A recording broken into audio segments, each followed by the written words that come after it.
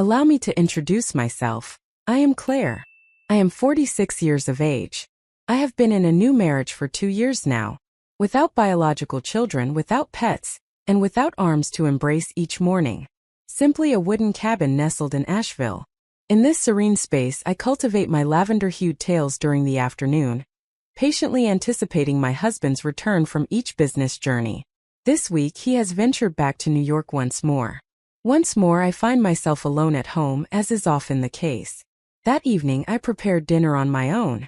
Perfectly pan-seared salmon accompanied by a medley of roasted vegetables. Familiar fare once again. Another familiar glass of white wine.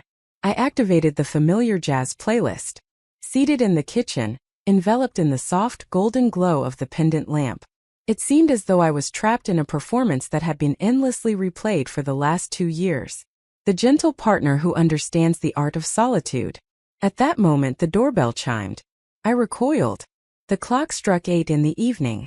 Who could possibly arrive at this late hour? I cracked the door open just a bit, and there he stood. Michael. Merely an echo. It is not merely a figment of imagination.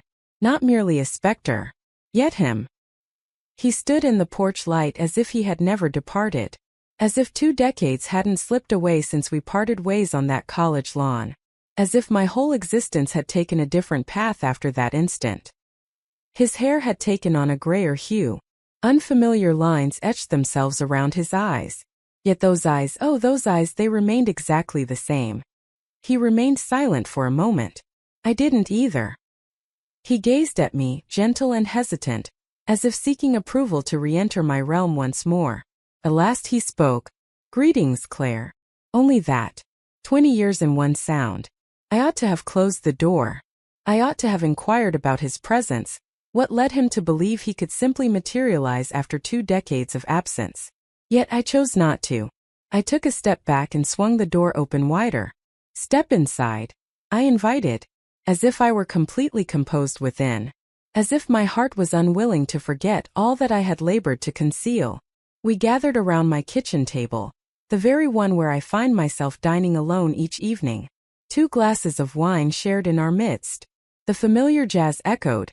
Yet this time it resonated with a deeper significance.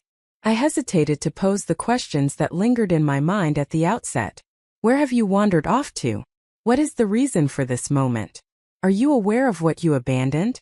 Instead, I inquired about the most secure option. What led you to discover my whereabouts? He offered a faint smile. Susan, he uttered. The person you once shared a living space with. Last month I encountered her in Chicago. She mentioned that you were here. What brings you here? A moment lingered. He lifted his gaze to meet mine. I couldn't help but keep you in my thoughts. A chuckle escaped my lips. Not due to its humor.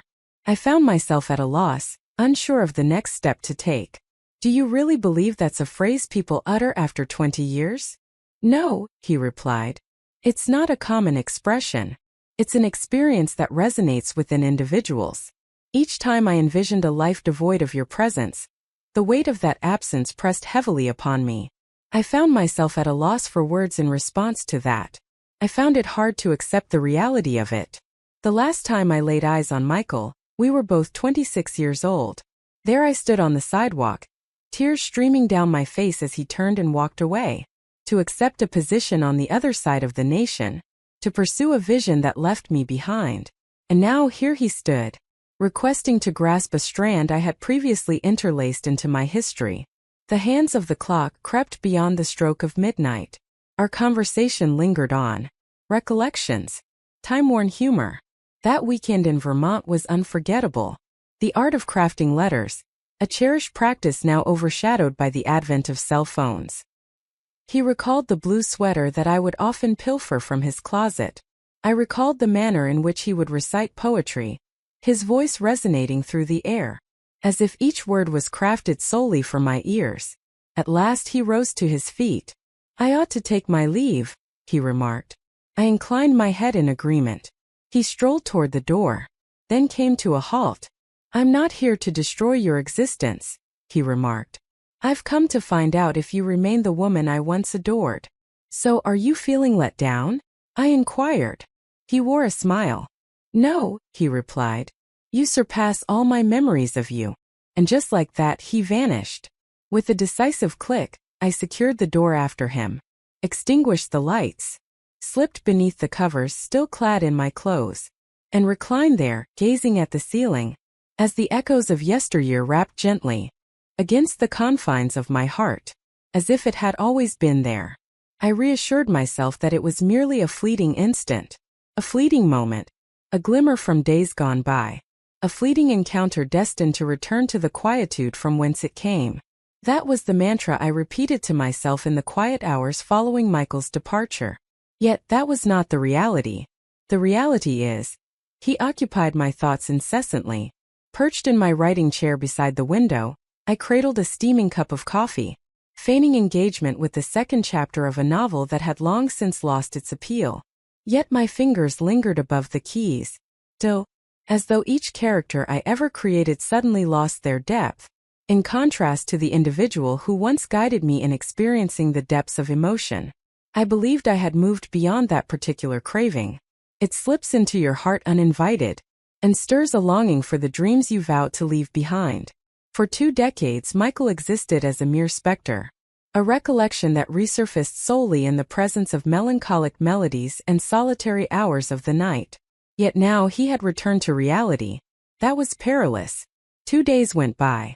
He hasn't reached out to me. I haven't spotted him in town lately. No message received. I found myself lacking the closure I hadn't even known I still desired. And yet, with each buzz of my phone, my heart leapt in anticipation. Whenever a towering silhouette drifted past the coffee shop window, I gazed upward filled with hope. It was a deeply embarrassing experience. I found myself bound in the sacred union of marriage. An adult woman, a woman who had toiled diligently to create a serene and honorable existence. Yet within, I experienced a resurgence of my youthful spirit, reminiscent of being 26 once more. More troubling, I felt truly alive. On the 3rd day, I finally permitted myself to seek out his name on Facebook. There is no profile available. There are no new developments to report. There are no indications. I scoured the internet for Michael Langston, navigating through a myriad of faces that turned out not to be his. I found myself composing a message to Susan, my former roommate, only to erase it before pressing send. I aimed to avoid any semblance of desperation. Yet I was. Not for his physique. Not at this moment, it seems. For those left in silence. For the version of me that he alone had come to understand. The iteration I had confined for years. Like a vintage garment that has lost its shape. Yet I found it impossible to part with. That evening slumber eluded me. My husband sent a message from New York. Important gathering scheduled for tomorrow. I cherish you. I responded. Wishing you all the best. I miss you. Yet I refrained. Not quite. That filled me with fear. At the stroke of midnight, I rose from my slumber. Prepared a cup of tea. I lingered by the window wrapped in my robe. And then, illuminating beams cutting through the darkness, a vehicle crept into my driveway with a deliberate slowness. My breath hitched. It was indeed him. Once more. I remained still. Failed to open the door. I observed quietly from the shadows of the curtain. As he emerged, a mysterious object clutched in his grasp. A tome.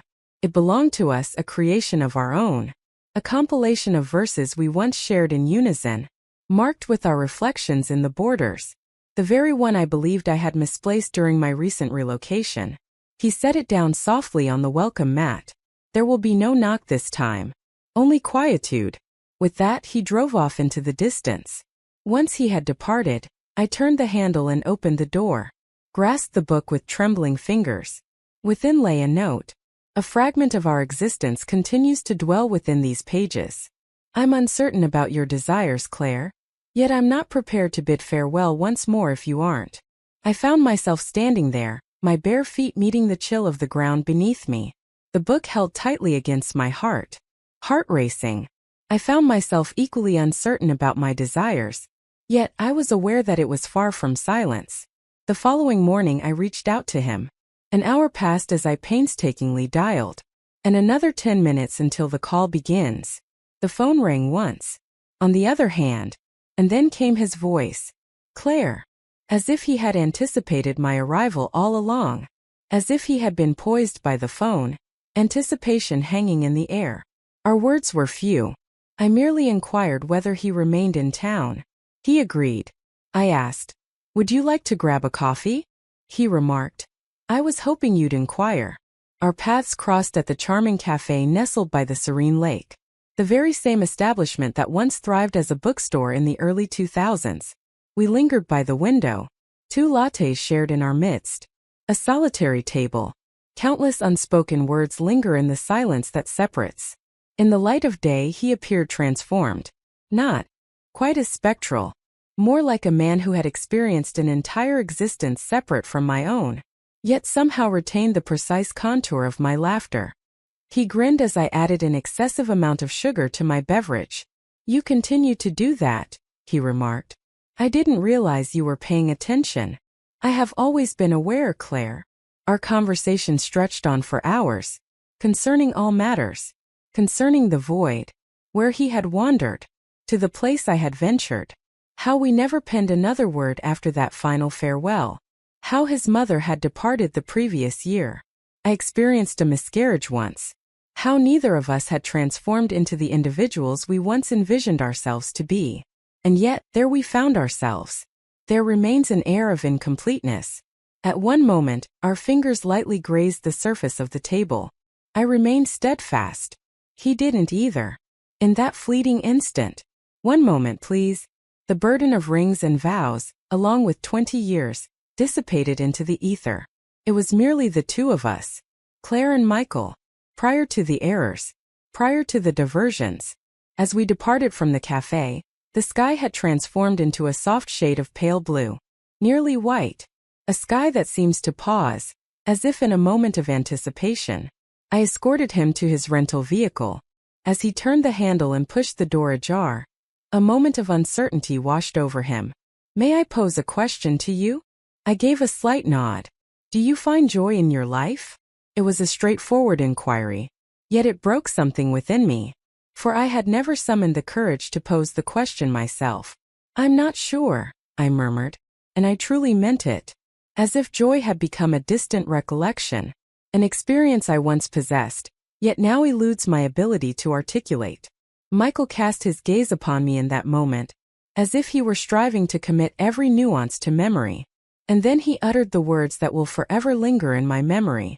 "You don't seem like someone who desires to leave a lasting impression. You appear to be someone who longs for a comforting embrace."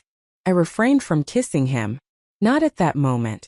However, I pondered it deeply, journeying back to the familiar embrace of home.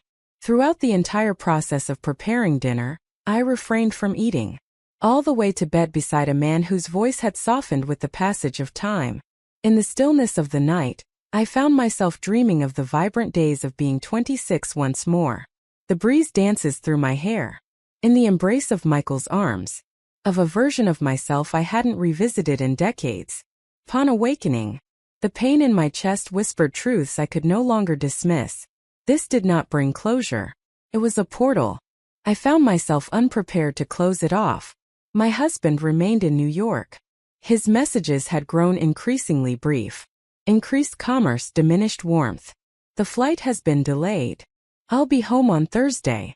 Could you please take a moment to check the mail? Retire for the night at an early hour. Don't stay awake for me." I chose not to respond immediately. As I began to compose, my fingers danced across the keys. "All right. Take care." It happened without thought. Respectful. A reaction rather than an emotion. On that very night I reached out to Michael. "You mentioned that your observations never ceased. Please come over tomorrow. Following the descent of the sun. If your intentions remain unchanged." For a full 10 minutes I found myself transfixed by the message, my finger hovering over the send button. His response was succinct, a single word. "Okay." My hands started to tremble. As dusk fell the following evening, I ignited 2 candles and kept the porch light aglow. Devoid of romance. Simply cozy. Humankind. I donned a modest navy blue sweater. Gentle, weathered. Bare facet. Simply chapstick. I refused to become a mere figment of someone else's imagination. I yearned for recognition, the authentic version of myself, the iteration that time had shaped, mellowed, and elongated. As the clock struck 7:12 p.m., the sound of the doorbell echoed through the quiet room. Michael appeared anxious. His hands rested deep within the confines of his coat pockets. Silence enveloped the moment as I swung the door open, and he remained mute. I moved aside to grant him entry. Initially, we exchanged few words. I filled the cup with steaming tea. We gathered in the living room. The fireplace crackled, as if it were aware that an event was on the brink of unfolding. We conversed softly, deliberately. He recounted his years spent in Seattle, his separation from his spouse, the woman he nearly wed, yearning for children, while he remained indifferent to the idea. I shared with him the painful experiences of the miscarriages, the solitude within my marriage, a truth I was too proud to acknowledge. The evenings I lingered by the window, yearning for a shift in the world outside. He paid attention, as if it held any significance. And that, above all else, unraveled me. Eventually, I rose to replenish our cups. He trailed behind me into the kitchen. As I pivoted, I was taken aback by how near he stood, merely a breath apart. His gaze sought out my own. "I don't belong here," he murmured quietly. "I understand. Yet, you occupy my thoughts incessantly." "I understand," I murmured, in a moment of spontaneity without consent or forethought. His hand brushed against my cheek, a gentle caress that sent shivers down my spine. Not driven by desire, yet with deep respect, as if I were a delicate thing he feared would shatter. I had the power to intervene. I might have chosen to distance myself, yet I refrained, for that moment was essential to me, a singular, exquisite moment, captured in time and forever cherished, where I existed beyond the roles of a spouse or a source of letdown. I was merely a woman yearning to be desired. He pressed his lips against mine. "Unhurried. Proceed with caution." Heartbreaking. His hands quivered gently as they embraced my waist. I couldn't tell you how much time passed as we remained in that stillness. Yet I am aware of the emotions that stirred within me. Melancholy. Sweet relief. Something I had not experienced in many years. A longing that required no justification. Yet I withdrew before it could evolve into something deeper. "I can't," I gasped, struggling for air. He inclined his head in agreement, calm and composed, unapologetic, merely sorrowful. "I apologize," he uttered. "I am not," I murmured softly. We lingered in that moment a little longer, two individuals caught in a decision we dared not embrace. Then he uttered a remark that took me by surprise. "Tomorrow I will be departing." "Pardon." "I have arrived to bid farewell." Yet in that moment I caught sight of you, and the desire to hold on tightened within me once more. A tightness gripped my throat. "Are you still planning to go?" He cast his gaze downward. Then it returned to me. "I refuse to be the cause of your lost identity." He departed shortly thereafter. Do not plead. There are no guarantees. Only a gentle kiss upon my forehead, and the sound of the door closing echoed like the last chapter of a story. I lingered in that still house for what felt like an eternity, still grasping the delicate teacups. At last, when I took that step, as I glanced at the kitchen window, my reflection caught my eye. For the first time in many years, I appeared as if I were a woman on the brink of recalling the essence of feeling once more. He departed the following morning. This time there will be no farewell, no note. Silence enveloped the space, with no sound of a knock echoing through the air. As I drew back the curtains, all I saw was an unoccupied driveway, and a silence so profound it reverberated. I found myself standing barefoot in the kitchen, gazing out at the chilly blue morning, and pondered which fragment of my being had departed alongside him. That evening my husband came back. I welcomed him just as I always had. The meal is ready and waiting on the table. The wine cascaded into the glass. A kiss that softly brushed against the skin. He remained oblivious to any changes. What would compel him to do that? For years I had been fading away before his very eyes. Yet, an undeniable shift had occurred. An act that cannot be undone. For I had come to understand the sensation of being desired once more. Not from obligation, not merely out of routine. Yet it was the gaze of another that truly recognized my existence. I remained faithful to my husband. Not entirely. Not in the manner that truly matters on paper. Yet, in every other aspect I had already crossed the line. The reality is, I have no regrets about what transpired with Michael. I lament what never came to pass. In the days that followed his departure, I found myself endlessly revisiting that night in my mind. Those hands of his. His voice resonated with a unique quality. The burden of his quietude. Above all else, the memory of his gaze lingered as he uttered his farewell for the second time. Not through language, yet with moderation. The next week I took a moment to compose a letter to him. I did not send it. However, this is what it conveyed. Dear Michael, 2 decades have passed since you departed for the first time. It has been a week since you departed once more. I have experienced an entire existence nestled between those 2 farewells. Yet, it's important to understand, those were the sole instances when I sensed that someone truly recalled the version of me I cherished the most. I'm uncertain whether we would have endured. I find myself questioning whether we were ever destined to be. Yet you awakened a sensation within me that had long been dormant, reminding me that the woman I once was still lingers on. I will always be left to ponder what could have unfolded if we had been granted just one more day. Perhaps we didn't require additional time after all. Perhaps it was merely a matter of finding the perfect moment to recall. Thank you no matter where you find yourself. Claire. The letter was carefully folded. He slipped it into the back of the poetry book he had given back to me, the one adorned with our annotations in the margins. The narrative of our past unfolds within the margins. Life continued its course. My husband never inquired. My companions were blissfully unaware. Yet on certain evenings, when silence envelopes the space and the home seems overwhelmingly vast, crack open that book.